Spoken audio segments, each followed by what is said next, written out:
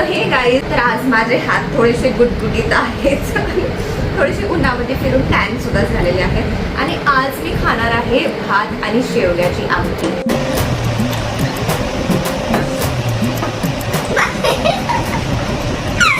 तर आता आपण भात आणि आमटी मिक्स करणार आहोत. येस, गरम आहे, खूप गरम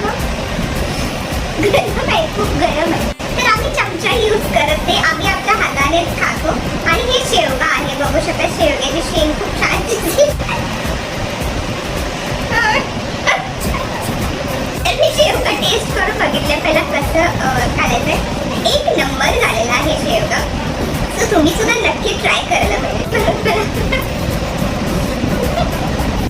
खूपच छान झालं, एकदम यम झालं. ते डोळ्यावर येतंय.